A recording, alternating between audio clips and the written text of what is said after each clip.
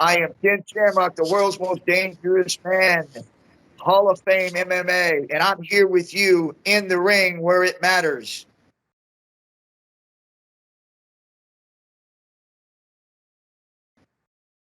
We're joined right now by a legend of both the ring and the octagon. He is a true pioneer in the MMA industry and also one of the greatest wrestlers ever to grace the ring. We're joined by the man, the myth, the legend, Ken Shamrock, the world's most dangerous man. Sir, it's a great honor and privilege to have you with us today in the ring.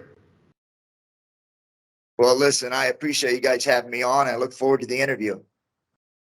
First of all, I'd like to ask you your thoughts on the passing of Terry Funk and Bray Wyatt. They both sadly passed away last week, and it was a bit shocking having both a double whammy, so to speak. Did you know any of the two men, and what are your thoughts? I knew Funk, met him a few times. I had more interaction with him. Wyatt, a brief conversation. But anytime that you lose, guys like that in an industry that, is obviously something that people really feel real close to, it's really tough. So it almost feels like you lost a family member, even though you don't know them that well. But because of the legend, the status they had within the industry you were involved with, you always feel like you belong to something important. Yes, I totally agree. You began with, you came from humble beginnings and from a hard childhood, and that led into a career of athletics. I know that you started as a professional wrestler before you got into MMA. So I want to ask you about that, those beginnings, and what is it that influenced you to become a professional wrestler? Well, I'd say the biggest influence is probably my dad.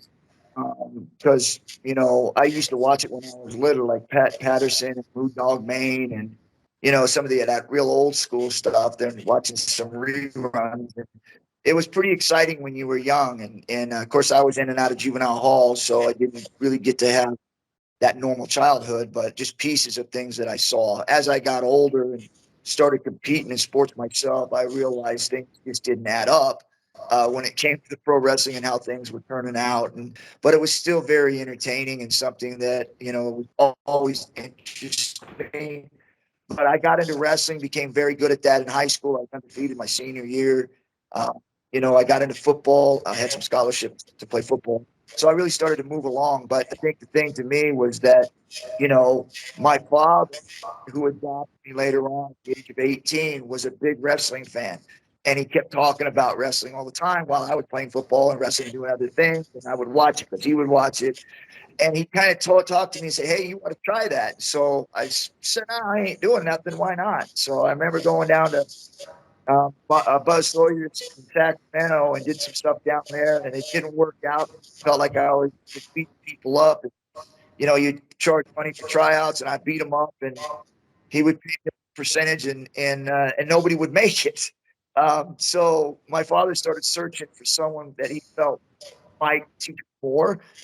And so he got Nelson Broyle and started contacting him.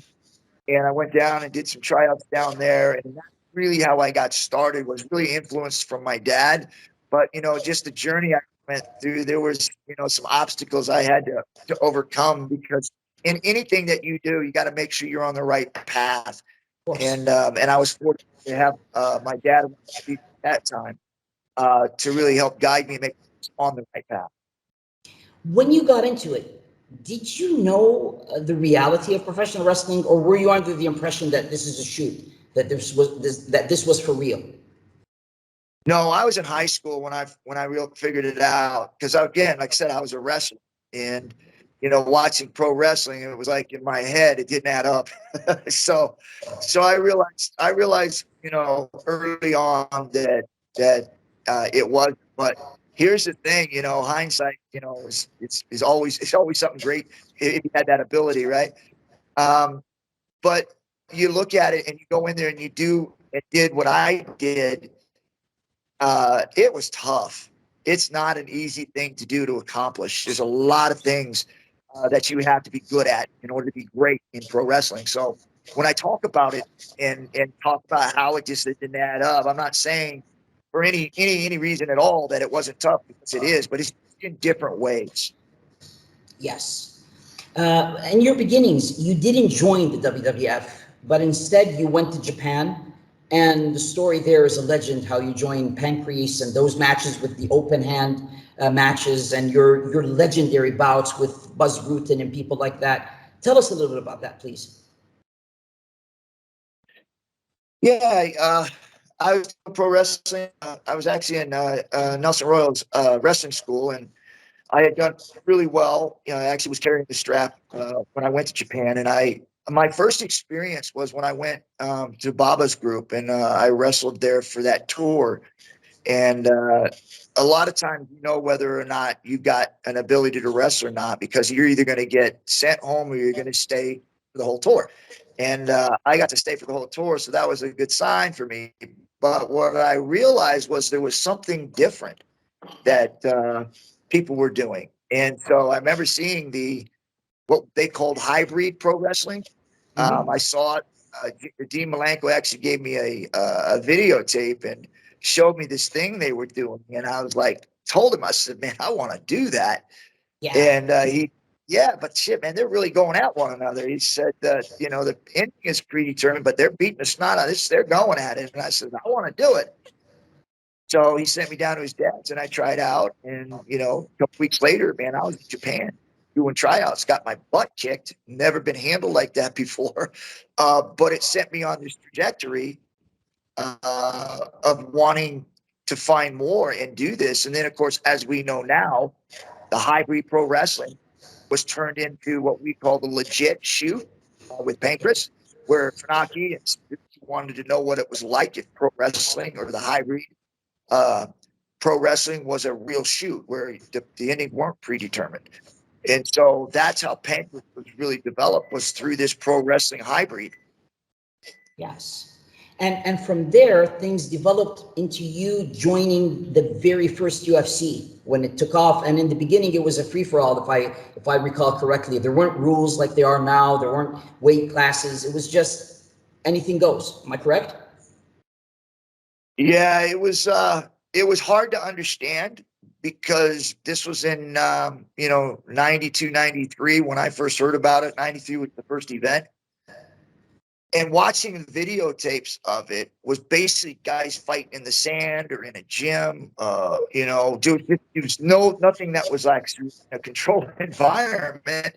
And they basically said that they were going to do this event and there were no rules. And I was like, that can't happen. And I just kind of tried. I almost blew it off, but one of my students basically said, "No, man, this is real." And so I remember getting the number and calling to find out, what the deal was, because it was a poster that they were putting out. And in my head, I'm like, "There's no way," because I'm doing this in Japan, right? But we got rules, and that in that time was vicious, right? I mean, it was like ground stuff, stand up. You never saw it before, and it was incredible. And I'm thinking to myself, no way that they could just let somebody go in and street fight. So I called, and he said, no, no, no, this is it. Art Davies. It was actually Art Davies. And he said, no, no, no, no, this is real. It's like anything goes. There are no rules and no time limit. And I was like, oh, I want to do it. And he goes, yeah, but who's you? Yeah, and So, it was well, just legendary. Yeah. And your first fights there were very memorable. I mean, till this day, people talk about them. Those first fights with Gracie, and then your feud with Dan Severn. It was a really amazing run there. But my question is, who is your favorite opponent from UFC? The one that you really look back on and think that was the feud of my career. I don't. There was really no. I guess when you're in it and you're going through it, it's just the next challenge. And every one of them, because of the nature of the timing, this was all new. You didn't know who you were fighting. So every single one of them was an accomplishment, because it was, like I said, it was a brawl. And I would say Royce was probably the most decorated of all of them when it came to his background, his family's background. So being able to at least, in my opinion, I beat him up pretty good. Unfortunately, the way that the rules were there were no judges. So even though you beat somebody up and they stopped the fight, you didn't get the win. So, but I felt good about that one.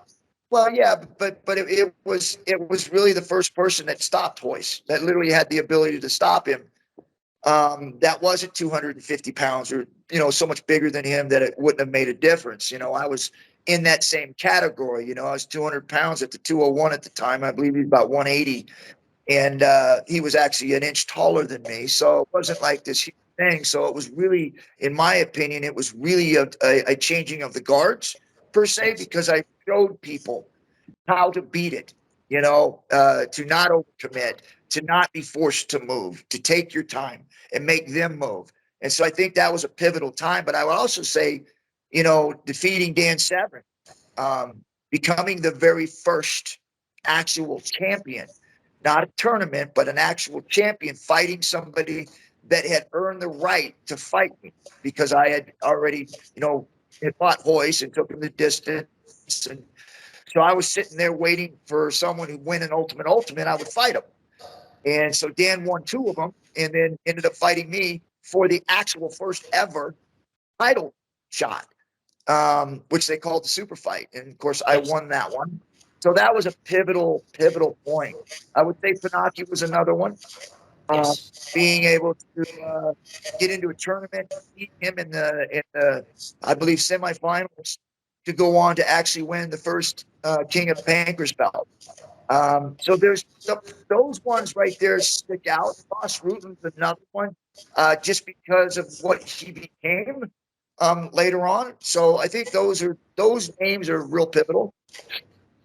And after such a decorated career in the UFC, came the transition and the jump to the WWF. Was that difficult for you in the beginning? Did you find it as a step down, moving from legit fighting to predetermined fights, or was that okay with you at the time?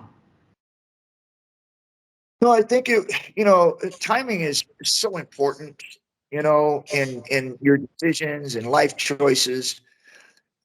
Timing, right? I mean, like, there's time for things that you need to do and not do. And I think this was perfect timing for me. I was towards the end of my career. I had done everything I needed to do. I became a champion. I did a lot of things first. I helped create, one of the most iconic fighting teams ever. So I think at that time I was in a position to where it was time for me to do something different. And I felt, because of the influence my father had on me with pro wrestling and the skill sets that I had, when I went into pro wrestling, I really believed that I could take, because of the hybrid pro wrestling and what I had did prior to the actual shoot industry, I felt I could take what I had done in my career with my name and go into pro wrestling and change the landscape with submissions, my moves, bringing them into the entertainment world. And I really believed that, and I did. You did indeed. And I remember your intensity. I remember that you brought a level of realism to it that we hadn't seen before. I remember as a kid watching you, I was like, all right, all that other stuff, with the exception of Bret Hart, but all the other stuff isn't real, but that guy is for real. So that was something that I really appreciated in your performance at the time. But my question would be, was WWF your first option, or did you get offers from WCW, for instance, or any other organizations? That was a long time ago, and I know that when I was in the middle of making those decisions, there was a lot of stuff going on in my life. I didn't know which direction I wanted to go. So I do remember that we did reach out to WCW, and it wasn't me personally. I had a agent that was doing it, and so I know we reached out to WCW. We reached out, obviously, to Japan, and then WWF. But the difference with WWF and what I can remember was that once we made the call to WWF, because we put out some feelers to see who would be interested, WWF just jumped all over it. There was no breathing. I mean, they saw the opportunity to bring me in, and once that phone call, I picked up the phone. It was like they brought me down immediately. They explained what they wanted to do, closed the deal. I mean, once Vince made his mind up, put that in it, it wasn't any time at all we were done. And we're lucky for that. We're lucky that we got to see you during that time. And you had some really interesting feuds and matches at that time. I remember you with The Rock. I remember you with Stone Cold Steve Austin, Bret the Hitman Hart, Owen Hart, the late great. Many, many great matches. So I think my first question about your WWF career is, who was your favorite opponent of that period? Boy, there's a lot of good people, and I was very, very fortunate to work with Shawn Michaels and Bret Hart and Undertaker. I mean, Boss Man, Vader. I mean, the list goes. I was very, very, very fortunate in a short amount of time, the amount of celebrities and stars that I got to work with. But I would say the one that stuck with me was the one that I literally worked with. And we had a lot of great matches. We challenged main events every single time we stepped in there, and then we became a main event. And I would say that would be The Rock, where we really got to just sharpen each other up.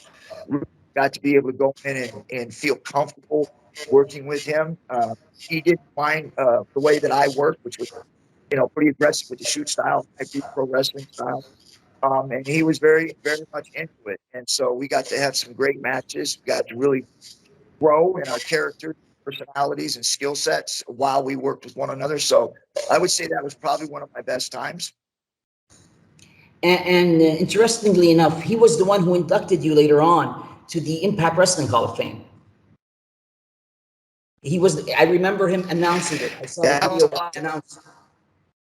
Yeah, that was definitely an honor. I really appreciate it. I remember reaching out to him through social media because very difficult to get to him because he's got so many people in front of him. So I just threw out a thing and he had responded to it, and I was really appreciative of that. Yeah, that was awesome. I read somewhere on your Wikipedia page that amongst the people who trained you for professional wrestling was Bret Hart. And I want to, first of all, make sure, is that correct? And if so, how did that happen? How did that come together?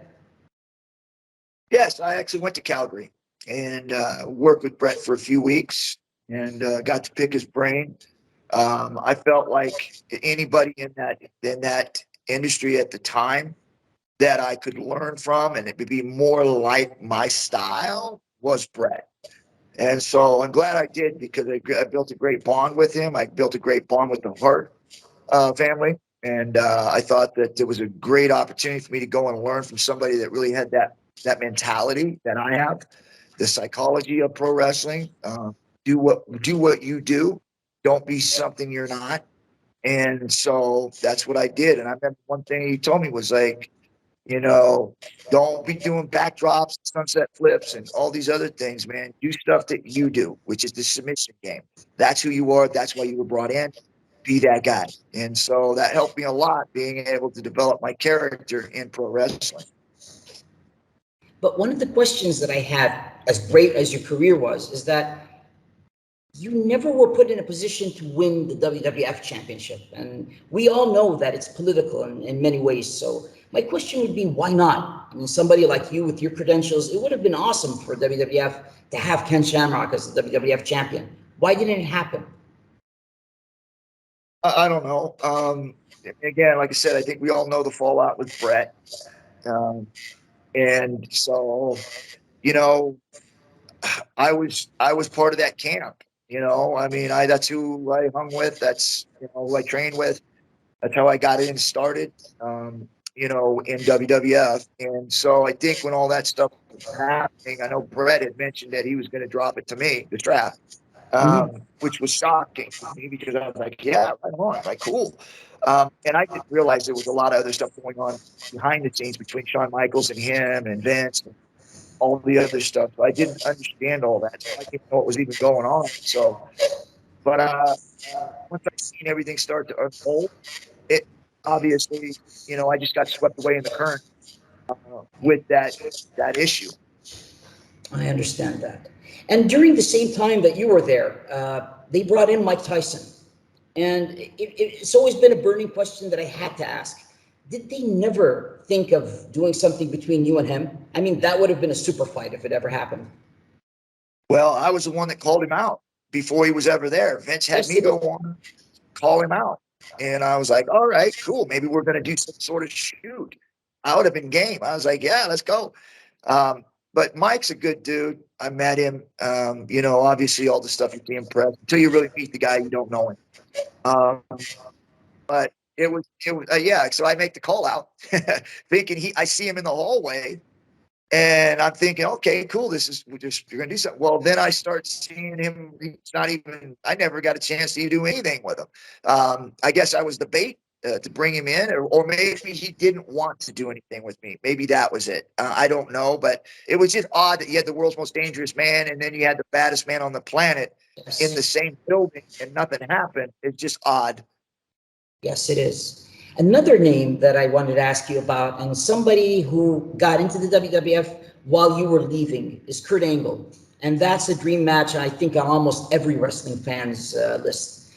Why didn't it ever happen? I mean, that's a dream match. I personally would have loved to see the ankle lock versus the angle lock. What do you think is the reason? Me too. I really respect Kurt. I think that he's done a tremendous job going from, you know, his collegiate career into the pro wrestling industry. He's a straight up guy. You know, he's the guy that everybody likes. I mean, he's just a good person.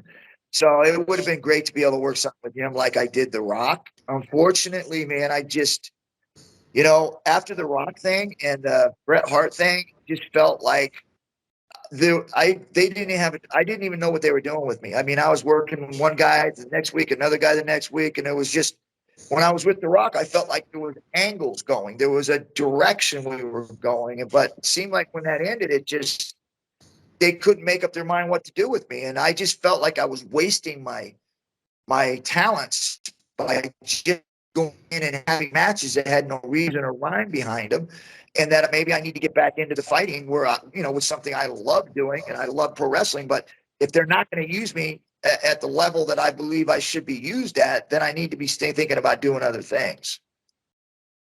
After that, by a few years, you were the first NWA TNA champion. And I remember those inaugural episodes of TNA, and when you won in Battle Royale, I believe. The final two were you and Malice, and you won that match, and then you were the first NWA TNA champion. Ricky the Dragon Steamboat was referee for that. Tell us a little bit about that, please, and how did it come together? How did TNA manage to get hold of the world's most dangerous man?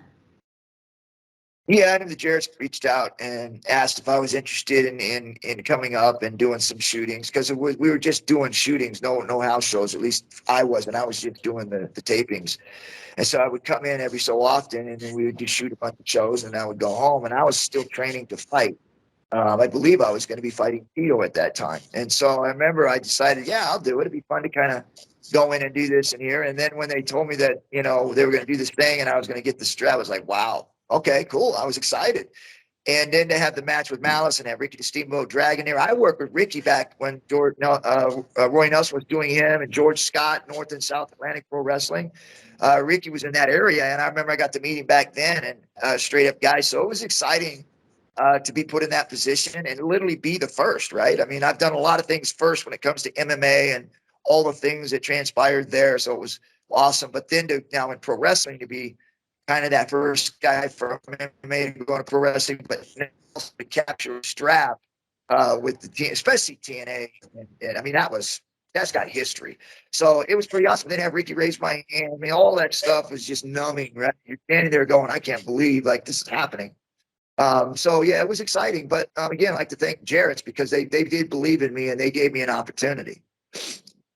When that happened and you became the champion, I remember personally reading a lot about the original and the first episodes of TNA, and everybody was assuming that there was going to be a feud later on between you and Jeff Jarrett, and that would be you versus Jarrett for the belt. But that didn't happen. You ended up losing it to Ron Killings, and then you kind of faded away from TNA after that. Yeah, I think that if I was committed to that, because remember I told you I think that was the time that I was going to be fighting Tito, or that I was getting back into fighting. It was getting in the way, and I remember going to them and saying, I just can't. this just I just can't do it because it's starting to ramp up. I'm starting to get fatigued traveling back and forth and trying to stay on my regimen of training. So I had to, I went to them and actually talked about it, and that's why it happened. There wasn't a program built. They just did sense for them in that moment and then move on. I want to ask you, Ken, about a lot of the fighters who moved on from the MMA game to WWE and vice versa. There were some like you who were very successful. I recall Brock Lesnar being very successful at that, making the transition. Bobby Lashley was pretty successful as well with Strikeforce, but there were others, without mentioning names, CM Punk, who really didn't do a good job at that. And my question is, who do you think are some MMA fighters, past and present, who could make it in that game in pro wrestling, and vice versa? Who do you think from the world of professional wrestling who could make it today in the world of MMA? Yeah, that's an unfair question. There's just too many variables. It's like people always talk about the NFL draft, and they, quite often, like Trey Lance. I don't know if anybody follows football, but he was a top pick, and they gave up all this draft stuff to get him. And they did all their research, all their professionals go in and said, "Hey, this guy's good," and then they trade him now. He's out. He's not going to be probably playing football. This is the same thing when you're talking about a wrestler going into MMA or MMA going into wrestling. You could see somebody and go, "Man, I think he's got all the talent, man. He looks really good." And then he gets there and he does nothing. It's very, very difficult to really do that, to really put that together and go, "Yeah, this guy's going to be good." You just don't know because it's so hard to do. It's not easy. It's very difficult. You're talking about 1% of the people in the world, and we call them one percenters, that get to do what we do because of our skill sets and our ability to be able to do it. It's difficult. So you're not going to give me any names? I couldn't tell you because there's, like I said, you have to be in the ring and do it in order to know. Sure, you can go out there and say, "Well, I think this guy would be really great at it," but it just doesn't work like that. It just doesn't. But you, let me phrase that again. But you, on the other hand, were someone who excelled at both sports. You were great at MMA and you were great in the world of professional wrestling. My question would be, what does it take to be good at both? Well, in pro wrestling, I think it's charisma. It's body language. It's expressions. At the same time, somewhat athletic. Because there's variables of being very athletic and not being able to talk very well on the mic. That'll get you over, but you got to have charisma with your body and your face and your selling and being able to react certain ways to be able to get that over in the ring, because it is acting still, even though you may not be able to pick up that mic and carry on, but you could do a lot of talking with your facial expressions, your body language, different things that you do while you're selling that will get you over. And that was me. Like I wasn't the greatest at picking up a mic and talking smack because I never did it. I was always the guy that just got in your face and knocked you on the ground if you wanted to fight. I didn't have to talk. I just did it. But you were Where very some visible. gypped to gab and can't fight a lick, but they'll go in the ring and they'll look tremendous. And everybody will think that they're an all-star, but they couldn't fight their way out of a wet paper bag. And you as a fan wouldn't know it at all. Now we hear about the merger coming between UFC and WWE, and it's a big deal. They're going to form a new company, TKO, I believe the name is. And there are a lot of questions, and a lot of people want to know about this. And I thought that there's nobody who could really give us some insight into it better than you, being that you're somebody who excelled on both sides of the line. So my first question about that would be, do you think that with all the egos involved, that WWE and the UFC can coexist in one organization? Oh, absolutely. Absolutely. You're talking about big money. Egos and all that other stuff gets put aside when you're making that kind of money. Obviously, you're always going to have issues and things you got to deal with. And each side is going to have that person that's going to be the one that calls the shots. And then they have everybody underneath that obviously will be doing the work. They got to be able to work with one another. But again, this is an event, both of them, that is what we call the entertainment industry. Even though there's real fighting and then there's pro wrestling, it's both are entertainment. And it's about being able to put asses in the seat. That's that. And being able to get people to buy your pay-per-views or your TVs or whatever it is. And so that's the bottom line right there. So I've never seen, at least in the short term that I've been in this business world, egos and things like that. Very rarely, when you're talking about this kind of money, will get in the way of making a successful product, because you're not thinking about whether or not you make somebody happy. You care about the end game. And do you think we're going to see some cross promotion between the two? Like, for instance, a WWE card where there might have a few UFC fights, or vice versa, perhaps crossovers between the two. We might see some professional wrestlers appearing on UFC shows, or the other way around. Yeah, I think that's difficult. As we know, wrestling is predetermined. And you have a winner and a loser, and there's betting. You have little lines on people betting, whether a guy's going to go 1, 2 rounds, going to get knocked out, he's going to win, he's going to lose, what rounds. So you got these things that are happening, and you start mixing in that entertainment industry, you're going to have problems, because now people are going to go, well, that was work. Because there are times when you watch a fight going, there's no way that guy lost. There's no way. That was a work.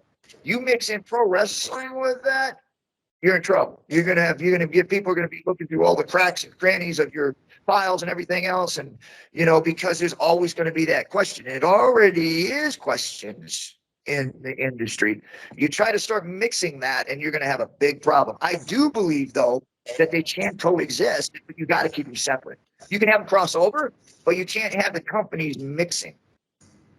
Yes, because that would cause a lot of doubt. That would bring, yeah, that would cause a lot of doubt. And with that being said, do you think we could see events where both would be competing at the same time? I don't mean wrestlers versus MMA fighters. I mean like a pro wrestling fight and a UFC fight, an MMA fight. Do you think that could happen? You Like mean as for like competing with one another for buys? No, I mean like they could. Do you think they could hold a card where we could have both at the same time, a mixed pay-per-view, for instance? Do you think that could happen? Yeah, I mean anything's possible, but I would definitely stay away from it, just because of the different structures of the events, and especially if you're going to have, obviously there's betting on winners or losers. And I think you start muddying the waters when you start having the same, under the same roof in the same ring with entertainment and actual real fights. After a hiatus from professional wrestling, you went back later in your career to Impact Wrestling, and you had quite a run there with Sami Callihan and some other guys there, and it was very entertaining. Tell us about that and returning to professional wrestling in the later stage of your life. Yeah, it was fun. Got to work with some of those young guys, actually being the older one, and I could really tell though that I was getting towards the end, because I wasn't able to do the things I used to be able to do. I'd force myself to go over the top rope and the hurricanranas and all the other stuff, but it used to be just effortless, and then it became like I had to really do it, right? Like I had to focus and do it. So every time I went in there, man, it was fun. I enjoyed it, but I could tell the difference, and so it was a good time for me to go in and actually give it one last hurrah and have fun doing it. I met a lot of great people. The organization was awesome. But I also think during that time knew that it was time. And how would you compare Impact 2019 to 2021 to Impact in its inaugural stages? They're two different organizations now, two different ownerships, but how would you compare the two to one another? You mean as far as TNA and Impact? Exactly, yes. I would say organized. Impact seemed like they're farther down, more established. And I think that it was because of, as long as they were there, they had stories and different things that they had going on. So it seemed like there was a lot more going on, as opposed to when I was in TNA. It seemed like we were all just trying to figure out what was going to be next. Like, what's the next thing we're going to do? And it didn't have a lot of things already planned out. But I would say both organizations, though, in my experience, were very professional. I felt very comfortable working for them, and there were no issues. I enjoyed both. And you were inducted into the Impact Wrestling Hall of Fame, very deservedly so, by the way. And you are also a UFC Hall of Famer. So I think you know what my next question is going to be.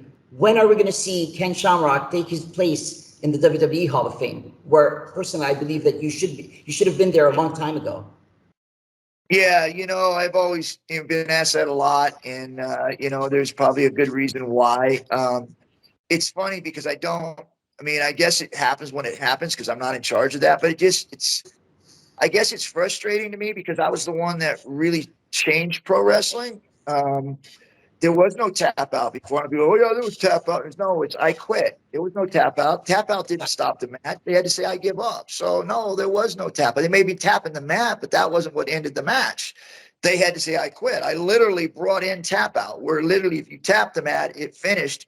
And it was a thing. That was a thing when I brought it in. And it is to this day. And the submissions that you see all the way through pro wrestling now, I implemented, I put in. So I thought I made a pretty huge impact on the WWF and the landscape of it. And I think that when people look at a Hall of Fame, it's usually the accomplishments. And did you make it better? Were you able to make it better? Did people have to change the way they played the game when you were there because of how good you were? And I believe I did that. I'm not saying that I was good and great and all that, but because of the skill sets that I had and what I brought to the table, it changed the game. And so with all those things said, it's I guess at times frustrating when I watch some people that have gone in. I'm like, okay, I'm not against them going in, but I'm just saying, so where does that put me? Like, how do I fit into that? Because I think I had more of an impact than most of those people that went in. So it is frustrating, no question. But I can't do anything about it. That's way out of my control. I know what I can control, and I know what I have done in pro wrestling. I know what I have done in MMA and in no holds barred. I know what I've done, and those things will never change, and they'll always, always be number one in history because I was number one in history. I was the beginning. And if you did get that offer, would you be happy to accept it, going into the WWE Hall of Fame? Yeah, that's the ultimate, right? When you finish something, especially with anybody in life, you put so much work into something. That recognition is just great, right? Being recognized for doing something and the hard work you put in over the years, it's great to be recognized. So this is, yeah, definitely something I would appreciate very much. But again, here's it's hoping that it not happens. going to end my, yeah, it's not going to end my world or anything like that. But yeah, it'd be something that would be awesome to cap off that career. And very deservedly so. And here's hoping that it happens sooner than later. And maybe now with the new company and UFC being part of WWE and vice versa, maybe they will be more encouraged to induct someone like you because, yeah, as we just said, you are very deserving of it. Now, after your retirement, what have you been up to lately? I get a lot of questions from my listeners. Where is Ken Shamrock now? What is he doing? And I'd like you to tell our listeners what you're up to these days. Yeah, I've actually focused my efforts on the outside of the ring now because I had such a great career in wrestling and in fighting. We can't do it forever, so I have my own league called Valor Bare Knuckle. If you want to check it out, it's valorbk.com. We had one fight, 2019. Obviously, we all know COVID hit, so we started working on our platforms and our apps and different things to build our business. We're now ready to go again. I can't give any dates or anything like that, but I believe in October we're going to be doing our next event. I look forward to that soon to be able to announce the date and where it's going to be. So we're excited about that. Put a lot of effort into it. It's bare knuckle, basically what I want to do, because I'm a huge boxing fan. Always have been. I want to be able to bring boxing back to its glory state. And I believe by taking the gloves off and taking the tape off, taking clinching out of the game and make them fight, I think that right there in itself is a recipe for boxing to come back and be where it used to be. And that's on top of the combat world. That's very interesting. Ken, I want to ask you about your physical fitness. You are, God bless, in great physical condition even now. And I'm guessing that a lot of my listeners now are going to ask, how does he maintain his physique? What are you doing? What are you up to exactly? Well, and here's it, and it's not a secret. I just don't think people. Um, as you get older into your 60s, late 50s, 60s, your body doesn't heal. And so I see so many people who are used to training all the time, going in and working out 3, 4, 5 times a week because they feel like that they're getting smaller and they don't want to lose their size. You're going to lose it because you're overworking your body. I work out twice a week. That's it. Twice a week. And the reason why I do that is because I want to maintain what I've already built. If I work out more than that, and some people maybe not, metabolisms are different, everybody's different, but I got a fast metabolism.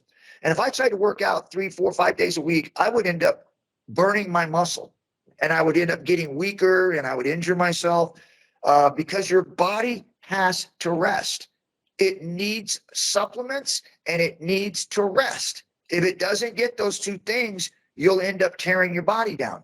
So I think Rich Menzer was one of the ones that actually I heard from way back when on how he was treating his body in the later stages of his life. And he did the same thing once a week or twice a week. And then he'd make sure he ate well. And then if he felt like he had more energy and he could go do another day, he would. But the concept was to make sure that you were rested and your body feels good. So I think the one thing that people forget is not how much you work out a week. It's about how you work out. Like, for instance, you work out 5 days a week and you're used to doing that. Your body doesn't recover. That means you go back in the next week and do the same thing. You're tearing your body down because it didn't get a chance to rest. So I would say for someone my age and 60, 59, 60 years old and beyond, no more than 3 times a week, because it's important that you get your body a chance to rest so it's able to build that muscle like you used to be able to do. And I learned that the hard way because I kept going. When I was at 55, I was going in 3, 4 times a week, working out like I was when I was training and stuff, and I was working hard.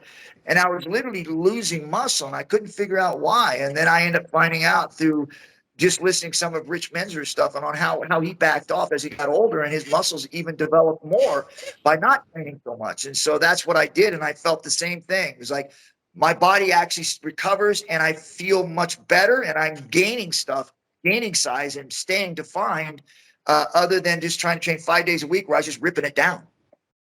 And what about diet and nutrition? Yeah, I think everybody's different. I mean, I hear people talk about don't eat carbs, it's too late at night, and you're this and that. Listen, and even sugars, all that stuff. It depends on your metabolism. You got to know your body. Do you gain weight if you eat a lot of carbs? If you do, cut back.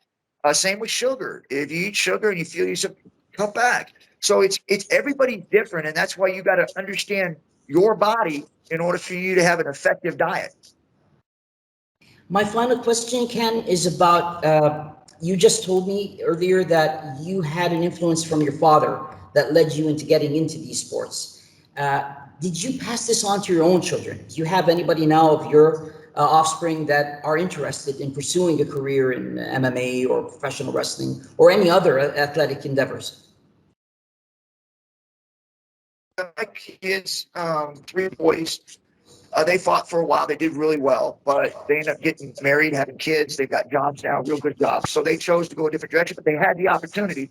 I provided for them, but now they chose to go different. I'm kind of glad because, it was their choice. I gave them opportunities to play football and basketball and MMA and all those things. They were there for them, and I supported them, but they chose different things. And so I'm glad that they were able to experience the things I experienced and then make their own decisions. God bless. Thank you very much, Mr. Ken Shamrock. It was a great honor and privilege to have you with us today on our podcast. And this is our 100th episode, so it was a great honor to have you as our very special guest for this episode. Thank you very much. Okay, Liz. Appreciate you having me, and thank you. In the ring, where it matters.